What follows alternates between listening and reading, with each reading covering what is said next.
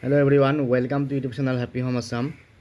Our Director of Elementary Education of an important notice ahise aru jihokol candidate amar Borak Valley ba Dima Hasao enekwa districtor jihokol candidate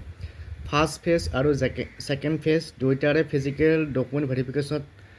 present thakibo pora nai teolokor karone notice kon ulaise to yat dekhise apnaloke it is for information of those candidates who have applied for the post of teachers of LP and UP school against the advertisement number there is subsequently called for physical document verification first phase scheduled from 20 March 2025 to 11 April 2025 20 March পৰা 11 April লৈ first phase or document verification হৈছিলে আৰু second phase scheduled from 27 June to 10 July তো যেটো second ফেজৰ verification হেটো চলি আছে 27 জুনৰ পৰা 10 জুলাই লৈকে গতিকে এইখিনি সময়ত তাৰ পিছত কোৱা হৈছে যে it has been observed that many candidates could not appear for physical document verification in the first and second phase as mentioned above তো কিছুমানে প্ৰথম ফাৰ্স্ট ফেজ সেকেন্ড ফেজ দুটাতে ইন্টাৰভিউ বা যেটো আমাৰ ডকুমেন্ট ভেৰিফিকেশন হয় তাতে এপিয়াৰ হ'ব পৰা নাই So, such absentee candidates are hereby given a last chance to attend physical document verification as per the schedule given below. So, jihokole hei document verification absent asil teolokok eta last chance dia hobo. Teoloke document verification khini korar karone. To kar ketia ase ya dia ase. So, prothomote ase candidates who could not appear against second phase verification scheduled from 27 June to 10 July. যিসকলৰ second ফেজৰ verification নাম আছিল আৰু 27 জুনৰ পৰা 10 July লৈকে হ'বলগীয়া second ফেজৰ verification যিসকল এবসেন্ট আছে তেওঁলোকৰ কাৰণে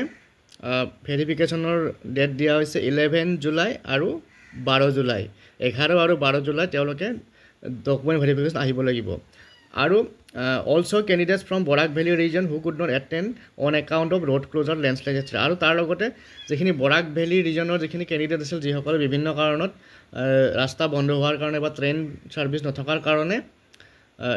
ভেৰিফিকেশন এবসেন্ট আছে তেওঁলোকেও এই দিনাখন এই 11 আৰু 12 যিসকলৰ সেকেন্ড ফেজত নাম আছিল তেওঁলোকে এই 11 আৰু 12 ভেৰিফিকেশন কৰিব লাগিব তাৰ পিছত candidates who could not appear against first phase of verification scheduled from 20 March to 11 April আৰু